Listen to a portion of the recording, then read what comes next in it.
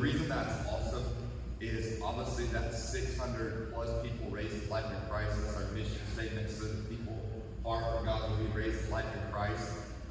But also, it's just a reminder of God's hand is on this church. And I hope you know when I say God's hand is on this church, I don't mean that he's on a physical building. His hand is on his church, which is on us. And if you want to think about it, it's like his hand on your back. I don't know about you or growing up, but sometimes in the moments where I needed comforting or encouragement, someone would pat me on the back like, you got this, you know? Keep going, you're doing good. And I think that that's a great reminder that when I say God's hand is upon us, for us to be grateful. So that's one thing I'm grateful for, but another thing I'm grateful for is the volunteers of Elevation Columbia.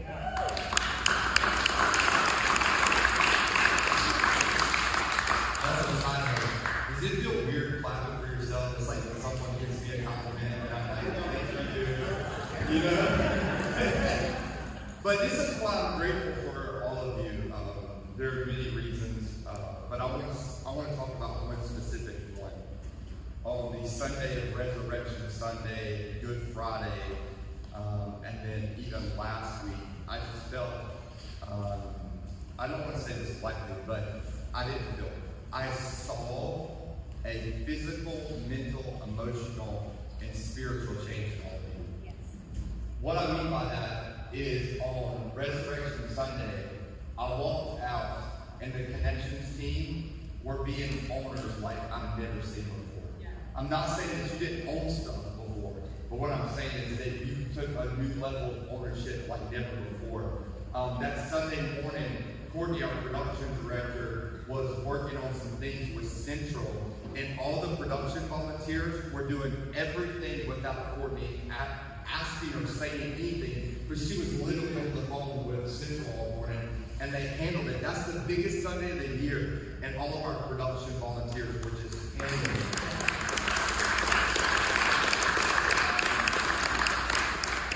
You know, I've been walking through E-Kids lots of times during our 11:30, and it's just been beautiful to see, like, not that it's not ever going to be crazy, but the last few times I've been walking through E-Kids, it's like very peaceful and like calm and like joyful, and I'm like, oh yeah, I'm like, let's go, thank you Jesus, because them kids could be getting crazy, but it's just been a testament to E-Kids and parking team on Resurrection Sunday. They were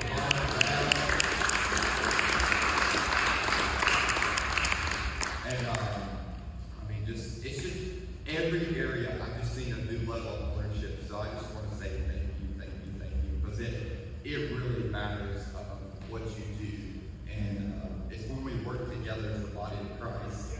That's when we get to see, you know, us really step into the fullness of what God has for us.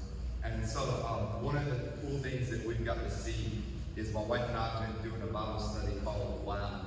And we have absolutely loved Wow. Thank you if you've been a part of any of those nights. I was telling Calvin, I was like, it's been really fun for Nikki and I to kind of find our stride of literally leading something together, because we're both pretty, but I'll just say it like this, and don't think I'm arrogant, and if you think I'm arrogant, just forgive me. Both of us are bosses. So that means that, like, Nikki's not submitting behind me. Both of us are bosses, so we're like going after the Word of God. And I wonder sometimes people are like, are y'all okay? And it's not like anything bad. We're just passionate about the Word of God, and we want to grow. We want each other to grow. We want to grow in our understanding, but we also want other people to grow in their understanding.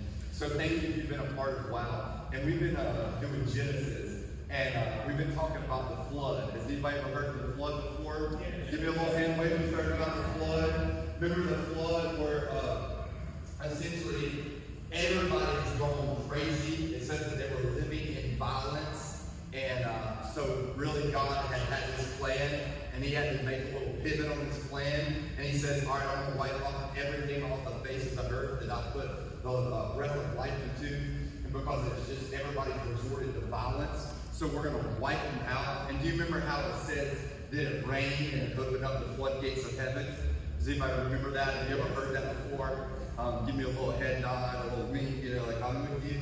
So he opens up, it wasn't just rain, but it was like he opened up the floodgates of heaven. And if you want to think about the floodgates of heaven, just for fun, think about a water balloon that's at its max, and if you stuck a pin on it, how it explodes. It wasn't like a soft little rain. It was like this expansion that exploded and came down on the earth. He opened up the floodgates of heaven. And what did it do? It wiped out everything. In a sense, it was God's justice, because we know that God, He can't deal with sin because He's a just God. Can I just say this? Oh, I don't know if I should say this. If anybody asks you how a good God could let people go to hell, that's a tough question. You can say because a good God is just. A bad God would be a God that allows anything. That might be one to catch later. Okay, I want to stay focused up. So he opens up the floodgates, and it takes out everybody except Noah, his 3 sons, and Noah's wife, and their 3 wives and 3 sons. He opens up the floodgates of heaven. Everybody say floodgates. Floodgates. It's kind of funny that he sent a floodgate, flood.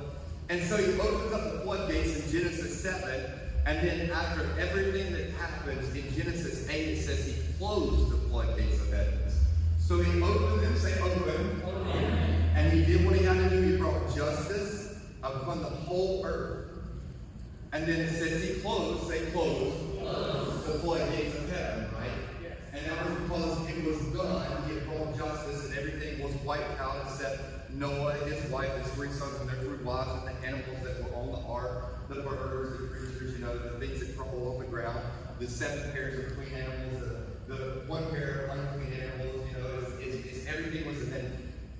So we get that, right? Everybody with me? Yes. Okay, so Wednesday, I'm like, something is resonating in my mind. I've heard this floodgates of heaven before.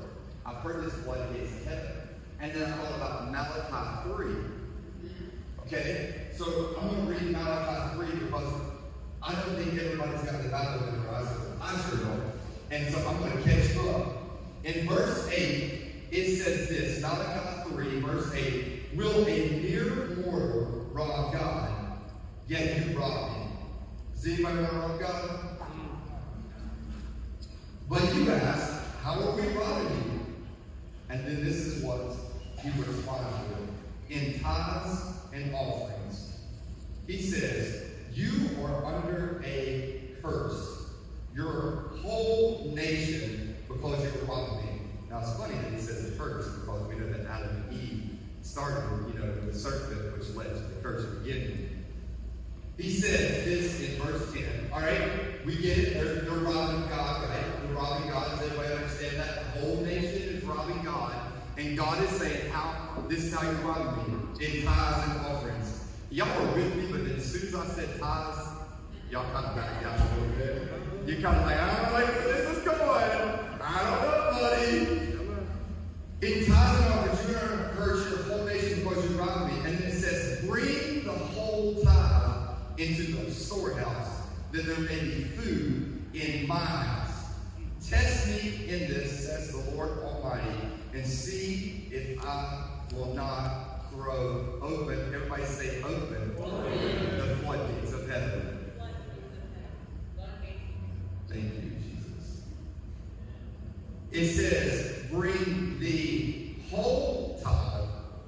It says, bring. We bring. It's what we do.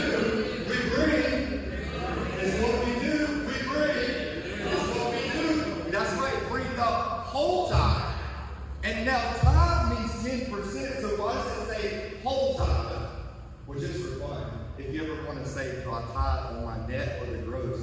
I say it because it says whole, you tithe on the gross. And I'm not saying that's just a tailorism, okay? I know that's biblically true, all right? But I'm like, God, I want to go all the way. If I'm going to go with God, I want to go all the way. I want to bring the whole thing.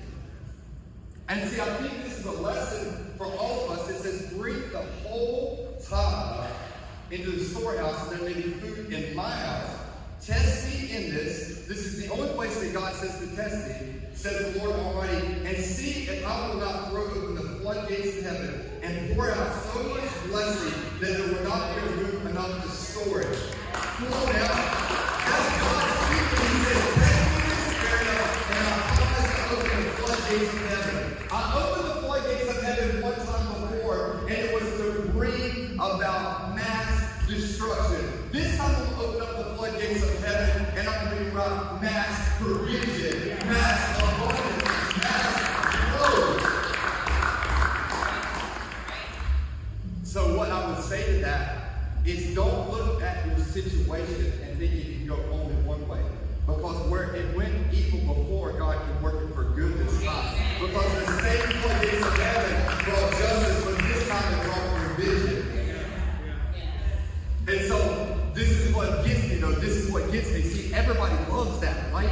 Like, pour out a blessing on me, and like, I can't even handle it. Do it, God! Do it, God! If I bring the whole time, he says, test me, and I will pour out a blessing that you get out of. I will open the floodgates of heaven. And I love that. I love that. And also, I'm not trying to get passionate to make this better, sound better. I'm just genuinely excited about this, okay? So I'm going to frame my passion as, hey, come on. Because everybody knows that God will bless them if they obey his commands, is what he's saying. He said, if you bring the whole tithe, then I will pour out a blessing you cannot withstand. And guess what the floodgates of heaven brought? When they opened up, what came down? Water, right? When they opened up the floodgates of heaven, what came down? Say it. What? Okay? So what my understanding of this is he's saying that I will open up the floodgates of heaven and water will come down. Guess what won't come down? Fruit, grain, provision. See, the reason that it works is because they had already done the work. They had put the seed in the ground. They had worked the ground. So that when the rain came, what they had already planted in the ground is where they saw the provision. See, that's why when you sow into God's house the whole time and you put it in there, he said, I will send the water, which means I will send the rain. But guess what? The corn, it doesn't grow overnight. The wheat, it doesn't grow overnight. So sometimes you're going to be planting and you're not going to see any fruit. Sometimes you're going to be doing what God has called you to do and you're going to see the rain coming, but you don't see any progress. And see, that's why we get hung up, is because we feel like that God is supposed to be transactional, but he's relational. And when you have a relational God, then it doesn't work on your timeline because he cares more about what he's doing in your heart than what he does in your hand. Because that God is relational, he's not transactional. So when he says he opens up the floodgates of heaven, it doesn't mean that God's going to bring money in your bank account. He might give you new strategy on how to make provision. He might give you new joy on the money you already have so you can live in peace. Because provision does not bring peace. Because I know people that got way less money than I got, and they got way more joy and peace than I have. Me, I'm not talking about none of y'all. I went to Honduras on a mission trip, and I saw people that had more peace and joy than I will ever have. And their house was about as big as this, and I'm not trying to make fun of anybody, but I'm trying to give you a picture. See, provision doesn't bring peace. God brings peace. Now, what I will say, I'm having fun, is because so many people have went the other way, like, do not preach the prosperity gospel. When it talks about blessing here, it is talking about prosperity. That is literally what the Bible is saying, okay? So there is, in this passage, prosperity promise, okay? That does not mean that you will be rich or have the car you want or the house you want, but there will be prosperity, which means it will be abundant blessing for you to have. That's what God is saying. So we're not going to back away from what the Word of God says, okay? It doesn't mean that only you will get abundant money blessings, but you will have abundant provision and blessing, okay? And it says the land will be delightful. It will mean that what you have, other people are delighted by. which is a representation of the image of God, so that other people can see what you have and say, I want some of that. And I'm not talking about money or stats or a car or a house. I'm talking about what's inside of you. Oh my God, Jesus, thank you so much.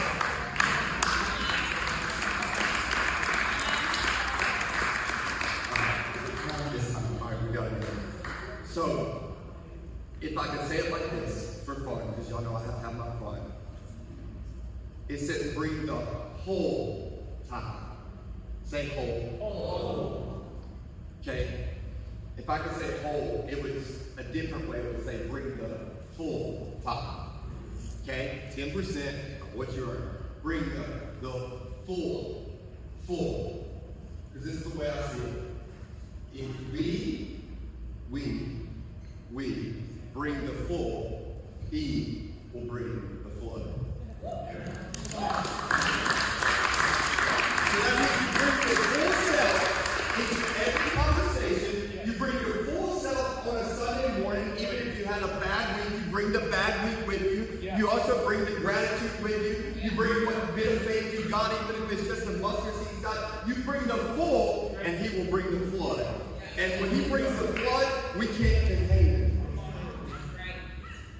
Or if you want to say this, you bring the flood for all my, my gangsters. We bring our flood, cash flow.